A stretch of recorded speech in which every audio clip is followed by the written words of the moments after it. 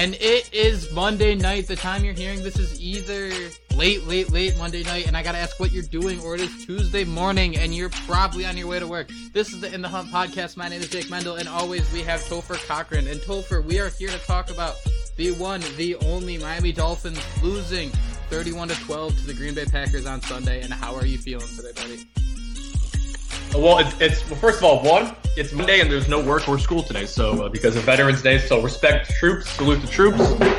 Two, I kind of wanted that game to end early, but they kind of suckered you into it, and I blame Green Bay for that by keeping it close for no reason at all. Yeah, I think the one thing that really stood out to me, where with the Packers is they're not that good. When I think about the Dolphins season, there's always a couple of games you go back and you think if they were just a little above average team, they'd probably win these games and the record would look much, much better. And I think so far this year, we have Green Bay, Cincinnati, and even Detroit.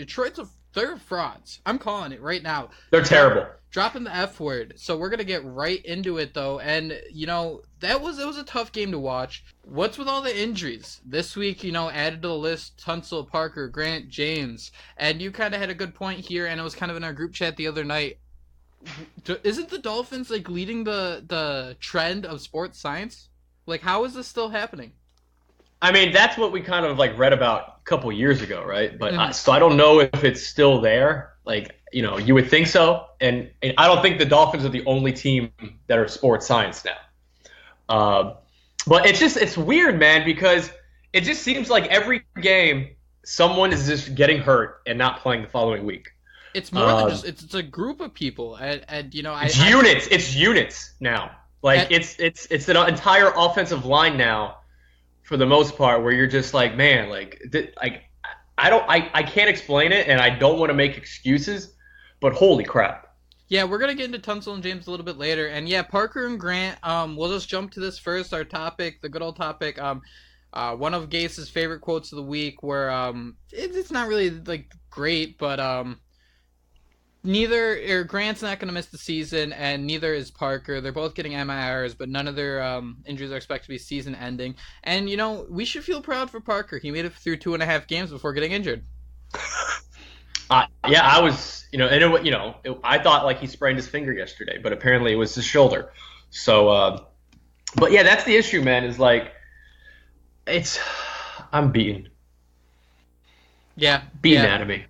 It's you're watching them and you're like, man, if we just had a receiver who could just stay healthy, that's young, we might be okay. And you mentioned it too. My tweet earlier was Danny Amendola has been their most durable guy. The injury-prone Danny Amendola. Yeah, and the thing is maybe the sports science works on the old guys. Maybe it works on these old guys, and the young guys just got to let them play. Just let them get out there and play, because that's the guys who keep getting hurt now, are these young dudes. When the old veterans, you just rub some Robitussin on it, and they're good to go. You're probably right. I wonder, something we might have to look into in the future. Maybe I'll do this for a column for Dolphin Maven later in the week. How many of the injuries happen at home compared to on the road? Because I wonder if the turf in Miami, playing on it over and over, it's so beat up, has anything to do with it. Obviously, short-term injuries are one thing, but the long-term, it's every year with the Dolphins. It's every year they're losing guys. I know it's an issue for every team, but eventually you got to get some years where everyone's healthy. Just the statistics say that's where the Eagles were so good. Obviously, they lost their quarterback, but other than that, that team was very, very healthy all last year, and that's one of the big reasons they were able to get to the Super Bowl. But let's talk about a couple of guys that played for the Dolphins this week. Let's start with Robert Quinn, who had 3 tackles and 1.5 sacks. I just looked up the stat, and it's kind of gross. He is Miami's best player in terms of tackles for a loss. He has 5, and that is 68th in the league, and no one else is in the top 90. Yeah, I think he had a decent game, but in terms of where Miami's been and how the defensive line has been, it's a good game.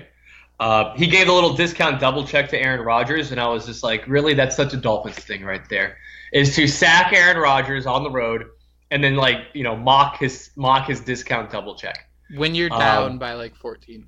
Yeah. But he had a decent game, but in terms of where we're at and where we are with this team, that was a good game. Exactly. And it's sad.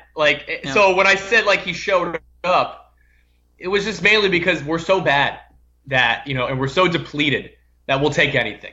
Yeah, I was kind of want to look that up because everyone's been kind of getting on Raekwon McMillan a lot, and I'm not necessarily sure he's awful while he does look bad sometimes. So I was kind of hoping this would kind of be a stat because he makes a couple plays where it is in the backfield. He's blown up a few screens. He's not up there, and it just is a little nerve-wracking with him, especially where he's not making plays and he's just getting swallowed up by guards and centers over and over again. And that's what has a lot to do with the Dolphins being absolutely torched by Aaron Jones, who started with 3 carries for 95 yards, ended with 15 for 145 and 2 touchdowns. And it's been the same thing all year. Lamar Miller did it, Sony Michel did it, Kerryon Johnson did it, all over 100 yards.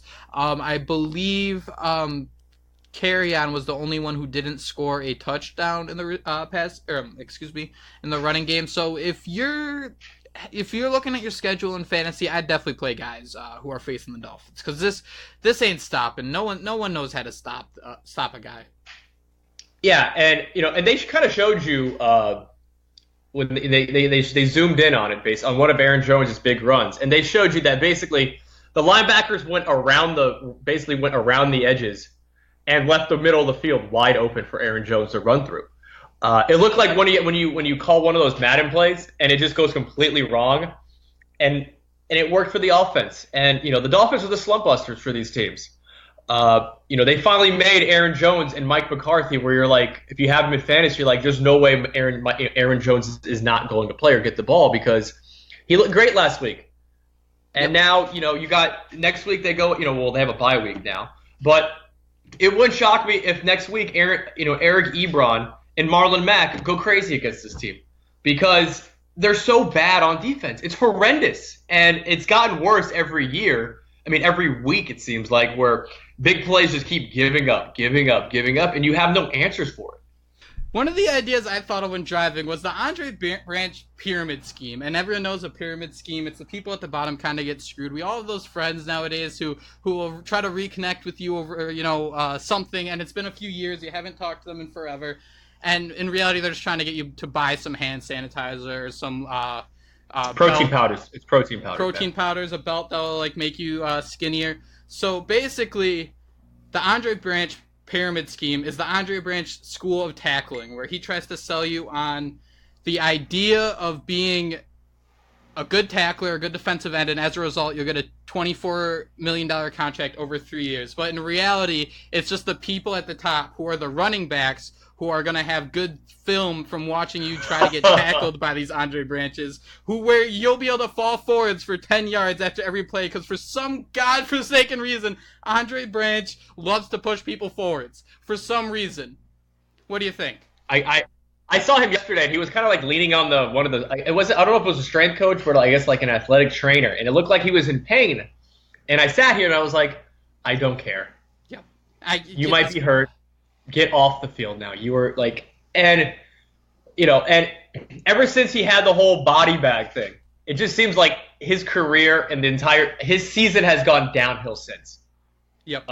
Basically not downhill. It's just he's kind of just showed you how crappy he is. Outside of the big hit. He was this whole I remember the first year, it's the Dolphins are signing all these guys to 1-year prove-it deals to see how they can perform, which is a great idea, but then you let another team sign them. You let another team spend 3 years, $24 million on him, because he is not a player I want on my team. He makes running backs look incredible. Let's go on to a couple segments here. First off, we have, what's a worse look? The Patriots fan, I don't know if you saw this, the Patriots fan who ate the Titans flag. And then the Patriots those are your people. lost. Those are your people, man. Oh God, dude! I sadly I know. Sadly, I got those are yours. And then, or being the Jets fan last week who ate the Dolphins fan's ear, literally tongue deep in ear, and then lost. Which one would you like to be more? I would like to be the Dolphin fan getting my ear licked by a Jets fan. But I guess that might be the only thing. The Pats fan who eating a Titans flag is not. I just imagine the amount of indigestion you might have after. Mm-hmm. But also the mind state of how many drinks have you had to do that? Yep. At least if you're licking an ear, there is some sort of a fetish there, right? and I guess I'd agree with that because you're just getting far too much fiber as the Worst case, you're getting a nice ear job. You're getting a nice ear job. And would you know what? Go to an opposing person's stadium and eat one of their flags? No. I would. I think the closest thing I would do to an opposing stadium is like throwing a dildo on the field. Shout out to Buffalo. But exactly. Would you eat a flag at home? Not at all. The only thing, no. There's plenty of other things I would eat, and the flag is at the bottom. Along with like toilet paper and Q-tips and cotton balls. Any paper products I am not eating. No, not a chance. Not a freaking chance. Eating ears is one thing, but once it's a paper product, throw it out the window. Alrighty, next topic. Who didn't play this week? Both Laramie Tunsil and Juwan James. It kind of came out of nowhere. I guess Gase found out Friday that they wouldn't be able to play, so there wasn't really a lot of time to put this together. And I guess the question I have about these two, because they're the best two players on Miami's offense, Juwan James is about to be in a contract year, and he has played in less than 10 games in the same amount of seasons that he has played in 16 games, which is 2. 2 years he's gone all 16. 2 years he's done less than 10. 7 in 2015 and 8 last year. Right now he's at 9. This was the first game he missed. Can we trust him playing long term if we try to give him like a top 10 right tackle type of contract? I think so. I think you can. And I think you have to. Like, that's part of the game is trusting your guys, especially at these positions, because I look at it this way. If you don't sign Juwan James, then that's another hole you have to fill. And this team is not in the position to just keep creating holes because of injuries. Like, he's good. Like, I think Juwan James is good, and there is a value to having Juwan James on the team. And he's in your building. Like, just take care of it. Take care of him and Tunsil, and just go inside now with your center and your guards. I 100% agree. So basically I kind of talked with our buddy Rob Profit on Twitter yesterday, where we kind of disagreed about the Josh Sutton signing, where he didn't like it, didn't make much sense. What is your opinion on that? Because we'll start with you, and then I'll kind of get into what my mindset kind of is there. I think the player is good, but the outcome has kind of been the same for the most part. And this is going back to like the Philbin years of signing these stopgap linemen on cheap contracts. And they play good for 1 or 2 games, and then outside of that, they're just a dumpster fire. Like, either you have Josh sit and play good for 1 game and get hurt, or you're stuck with like Mark Colombo playing an entire season being a revolving door. And this is where I kind of have this conflict: is do you invest in the offensive line and kind of go like the route that the Colts have done or the Cowboys, or do you go just kind of like the stopgap approach? And maybe sign some guys, but I don't know the right way to do it, and I don't know the right way to handle it. Like, if you were to tell me what would you do in the offseason with the offensive line, like, would you, like, I don't know, because we've kind of done this thing, and where you sign these guys, or you draft them, and I don't think the team is built to just invest in the offensive line yet. Yeah. Was it you or someone on Twitter brought up the Seattle Seahawks, how they, or the Colts, excuse me. That was me. And I guess the Seahawks kind of did it too, where you draft the quarterback and the receivers, then you build the line. But I don't really think there's a wrong way to build a line. I kind of like the Josh Sutton signing. There is. You have free agency, you have a cap space for a reason. I think the injury was kind of a fluke. It was kind of upsetting, and you kind of want guys who will play, though, because I saw this tweet on Twitter, where the Dolphins kind of sign these guys that doesn't really go anywhere. We look at Arian Foster, Mario Williams, Julius Thomas, Lawrence Timmons, Nate Allen, Issa Abdul-Qadir, Jason Jones, Brandon Albert, Jay Cutler, all retired after coming to Miami on a contract, which I don't necessarily agree with this entire list, but the Dolphins need to There's merit to it. Yeah, obviously. But the Dolphins need to sign guys who want to keep playing, who are, committed to football. And, Josh Sutton might be that. We might see next year that he was good, but this is a I think Frank Gore is that. I think Frank Gore is that too. Exactly. Sorry. I 100% agree. Frank Gore is that guy. And it was a good signing. I think the Sutton was a good signing because I think it was just a fluke injury. I think he might be fine going into next year. And this worst case scenario, we can cut him after next year. It's not like we signed him to this huge guaranteed contract. The one thing Rob and I definitely agreed with is you need to have a backup plan behind him. And obviously the Dolphins did, but now they're on their backup. We saw Matt Asiata active for the first time this weekend. And what I kind of hoped is we'd see him play. What could be worse than the line we have right now? He's been groomed, quote unquote, for a couple years. Obviously, that's why you drafted him. Yeah, he was a 5th round pick, so he might not be a world beater. But why not give this guy a shot? Going on to your list, just to run through real quick, Arian Foster, that was the low risk move. Okay, mm-hmm. He was, that was a low risk move, and he played one game and he got hurt. Mario Williams, I never understood it. Julius Thomas, we traded pennies? We traded a 6th round pick for him. Yeah.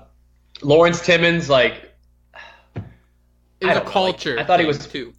Yeah. Dolphins are trying Nate to Allen. I wasn't expecting anything from Nate Allen. Literally nothing. The reason why he played is because other players got hurt. So see Nate Allen was a failed signing. Get out of here with that. That's just low hanging fruit right here. Jason Jones, these are depth guys. Brandon Albert was the only move that needed to be made at the time. And that's because we needed a left tackle. And you know what? For 2 years, it kind of worked out. Yeah, he got hurt, but, he was part of a playoff run. With Laramie Tunsil, when they moved Tunsil to guard, you had Brandon Albert at left tackle. It's just when they went ahead and they wanted to move Tunsil out to tackle now, you had to make a choice. And that's kind of why you drafted Tunsil, because you knew going forward he would have been the better player than Brandon Albert. And Jay Cutler, he was pulled out of retirement. And Frank Gore likes playing, man. That dude. I would love for them to bring him back next year. Me too, but in a reduced role. Osweiler. Of course. And Osweiler, he's a backup. There's a whole other discussion that we could have when it comes to QB whisperer stuff. We're gonna, don't you? Yeah, and Osweiler's part of that, but you mentioned bringing back Frank Gore. It's a bad rap. Right, you're right. You're 100% right. But right on the QB whisperer, the offensive guru, this is a stat I have for you. I asked you about this before the show, and I'm going to say it out loud. I'm going to compare two guys. It's going to be kind of hard to do, but kind of try to keep this in mind. I'm going to look at player A and player B, and I want you to look at, keep in mind the Adam Gase QB whisperer, the offensive guru type of stuff. So, player 1 has played in 10 games, 33 receptions, 234 yards a game, 234 total yards, an average of 7.1 yards, 23 yards a game, and 2 touchdowns, right? Mm-hmm. And then player B, we have 9 games, 21 receptions, 255 yards, averages 12.1, 28 yards a game, and 1 touchdown, but 2 more plays of 20-plus yards than player A. Who would you rather have, player A or player B? Player B. Okay. I 100% agree with you. And player A is Kenyan Drake in the receiving game. Player B is Kyle Juszczyk, the fullback of the 49ers. That's a crap. Holy crap. How ugly is that? Kyle Juszczyk is averaging more yards per catch. He has more yards in total in less games. Where did you find this at? Just NFL.com. Jesus, you were doing some digging. Yep, this is the first thing that came to mind. And this brings us to the topic of what's wrong now. The anemic Dolphins offense, where Osweiler has not thrown a touchdown in 3 weeks. Because it's the bye, will be over a month between offensive touchdowns. Amendola has more throwing touchdowns than Osweiler over the last month. God, this offense is brutal. Yeah, and I don't know what else Adam Gase can do. This is where I kind of feel bad for him, and this is where I think it's just a piling on effect. How with it's almost like they're using the QB whisperer and offensive guru against him, and I'm not excusing him for what he's done. I'm not excusing it. He's made the choice. These are the guys he's wanted, but I don't think in week 1 he envisioned all of this happening within 3 weeks, 4 weeks. I really don't. And, and so this is why I think he's getting a fair, it's just not fair to him right now because the offensive is crap. You've seen it the minute Brock Osweiler gets a pass rush, he literally just steps out and throws the ball away. He doesn't take sacks anymore. He just takes it and throws it away when, like, it's like, dude, try to make a play at least. Just, like, try. And then, you have players dropping passes, like Devontae Parker. That ball was, like, at the end of his fingertips. And Brock Osweiler, you got to make that. Even if he was held, like, it's just so frustrating when you're looking at it that, like, Gase called a decent game last week or yesterday. I wasn't mad at the game call. Like, they used Frank Gore in the beginning. They used the running game. They got some first downs, but they couldn't convert. They couldn't finish the drives. That's why they settled for field goals. That's why I use Kyle Juszczyk, because the 49ers are without a quarterback. They're still throwing touchdowns. They're without an offensive guard. They're out without an offensive tackle. They have injuries too. Adam Gase, Kyle Shanahan, both of these guys are supposed to be QB whisperer, offensive guru types. One is making excuses, and you can't blame him, while the other guy is still putting up a decent offensive performance. A couple. But you're looking at it because like say the guy they have now that comes in, like, if he throws up a stinker now. Sure. Like, but is that a QB whisperer thing? Like with Brock Osweiler, his first start had that game. But Kyle Juszczyk's been good all season, and the Dolphins don't use Kenyan Drake. Whose fault is that? Kyle Juszczyk is having a better season than the receiving back who could be elite in Kenyan Drake. I don't think he trusts Drake. Like, it's week in and week out where, like, Drake will miss an assignment. And after that, you're like, all right, I'm going to give it to Frank Gore now.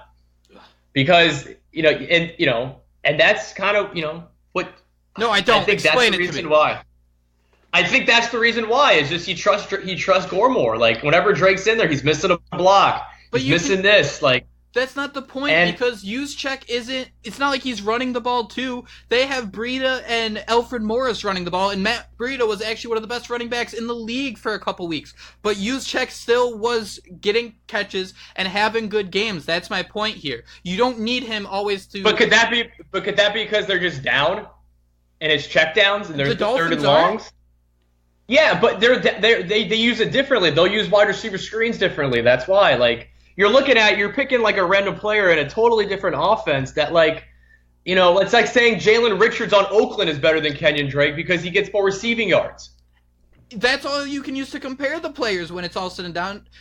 You can use the eye test that this guy cuts faster, this guy picks up blocks, but in reality, there's two things that matter in this league: yards and touchdowns. And Kyle Juszczyk, and also not giving up sacks. Well, and that's a result blocks. of yards and touchdowns. It's all literally the only issue I see here. It's just I want them to use their playmakers. Why are they? They're not throwing it to who's their starting back? Who's the starting back for Matt Breida. No, for the Raiders. Oh, for the Raiders, Doug Martin. Yeah, they're not throwing the ball to Doug Martin like the Dolphins are to Frank Gore. They're throwing it to the Jalen Rashad because they know he's the better pass catcher.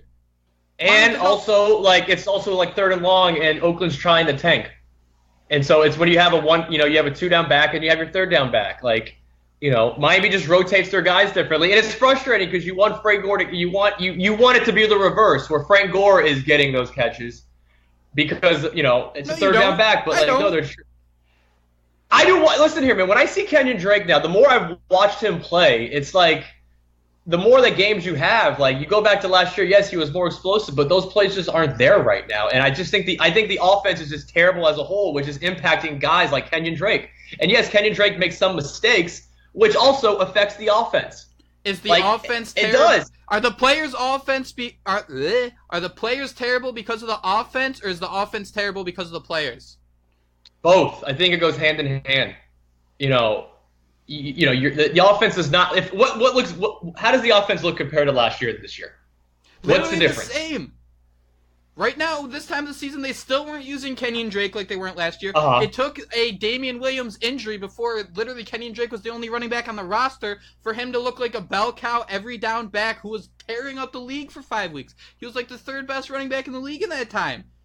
But we have Kyle. We're using this excuse while Kyle Juszczyk's having a better year than Kenyan Drake. I mean, I don't know. You're just picking at like just the receiving yards. Yeah, because the running attempts, I will admit, let's give it to Gore. Sure, he had a good game. I agree, but you got to use your weapons in the passing game, don't you? That's kind of my point here. And he has, and when he has it, like, you can't, like, there's times where you just can't rely on Drake, and it's frustrating. Like, but And that's how I see it. Like, I don't think he trusts Drake, whether it's a fumble or just missing blocks that, like, caused Brock Osweiler to throw the ball to his favorite receiver. The sideline? Yes. Yes. Yes. Alrighty. But, it's a trust issue. I firmly believe it's just a trust issue, and it's just annoying to see it because it's like, just do it. Like, the team's bad right now, but they're 5-5, so it's a tough sell. I mean, like, you gotta admit, there's some sort of, that doesn't make you at least a little annoyed? You think that's totally fine? It's 100% annoying. No, okay. It's 100% annoying. Like, it's so annoying. There's so many things that are annoying with this team that, like, the guys we signed in the offseason are playing better because they're getting the opportunities because they're so depleted on injuries. Like, the fact that Frank Gore is being used more than Kenyan Drake is not what we envisioned. C.J. Anderson was just cut, and the reason why they just cut C.J. Anderson is because Christian McCaffrey has taken off with the Carolina Panthers offense. And you're like, I wish Frank Gore got cut because Kenyan Drake would have taken off with the offense, and that means, like, we don't serve Frank Gore doesn't serve a purpose on this team. Like, but, here we are, like, are the guys they signed, these veteran guys, they're carrying the offense, and that just shows you how bad the team is. Like, that's not supposed to happen. The Danny Amendola isn't supposed to be making these plays. Like yesterday, was it like the big play in this? I don't know where we're at in the first half and second half, but he made that big play, and you're like, that should have been Devontae Parker right there, breaking it away, and that would have been a touchdown if it was. But it was Danny Amendola, who's old and slow right now. I'd rather Amendola's been great. Don't get me wrong. I'd rather have Isaiah Ford getting that opportunity just for something to build on in the future. Hell, Leonte Carew, for Christ's sake. There's so many things wrong with this team right now, and I'm gonna go on a rant. Like, I'm sitting here, Mike Gesicki. Could this guy just run a vertical route at one point? What is with him running these drag routes where, like, he can't get upfield? Like, this guy's like, make him go downfield a little bit more. What are we doing with the same? Like, he's used the same way in every game. It's just him coming across the middle, and he'll either try to hurdle it or he'll take a hit and keep going. Like, dude, like, let's just get the guy going upfield, And there's so many other things that are frustrating with the offense. Like, Devontae Parker, he gets hit and falls down. It's his shoulders hurting. Kenny Stills, you forget he's on the team. You forget he's on the team right now. Ever since he kind of ran into that security guard, he hasn't played. Whether it's been injury or, like, Osweiler doesn't even look at him. He had week one where, like, it's just so many things, man, where you're like, what are we doing with these players on the team if we're not using them properly? Exactly. I think the Kenny Stills thing kind of goes back to anytime Osweiler throws it deep, I just know it's going to be incomplete. And Kenny Stills makes his money on that deep ball, and that's kind of why Tannehill started throwing on Sunday. So maybe we'll see that. I mean, I just want some sort of hope. I don't think Tannehill's the guy. I don't think Osweiler's the guy. That's why, when you say, why not throw in fails? If Nick Mullins can come in and throw 3 touchdowns in his, first game of his career, if Matt Barkley can come in and throw 2 touchdowns after not... oh my God, don't even get me started on that now. Against the same team Osweiler couldn't score against. So, whatever. Moving on. It's that ineptitude. Last topic of the week here, we have on second thought, Rashad Jones did play the first quarter. Yeah, whatever, yada yada. Slap on the wrist. Who cares? Whatever. My big gripe is, why is Bobby McCain covering Devontae Adams on the outside? Yeah, there are some lapses in that coverage in that secondary, and and you have right here with Xavier Howard, 7 passes defended, good for 25th in the league. Like, is it possible he's just, like, he's good, but, like, there is still, like, so much more room for improvement? That he had that streak coming into this year.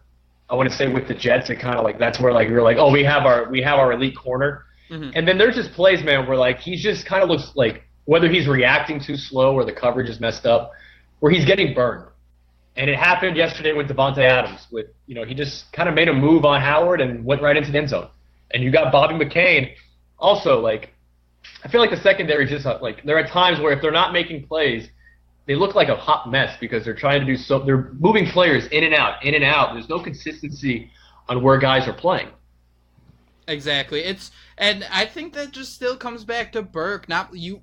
I guess it's kind of this whole team that goes back to the Kenyan Drake. But players, it just doesn't seem like they're being used to their strengths, and that's kind of something I see. Like Bobby McCain's going to beat 10 times out of 10 on the outside. No offense to him, I think he's a really good slot corner. I was kind of wanted to get into. You forget he's a good slot corner this year because, like, he's been not used the correct way. Like they tried him on the outside. He was pretty decent for 2 games, and then he got hurt. Mm-hmm. And now, like, it seems like ever since he's come back, he's just looked lost. Yep, I 100% agree. And it just, I hope he gets better. That was a cheap-ass hit.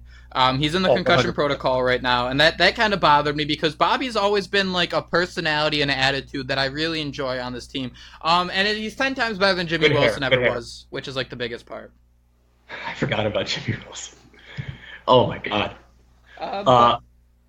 Yeah, you know, there's just so many issues with the team in terms of communication and where they're playing them, and it's just like, what's happening here?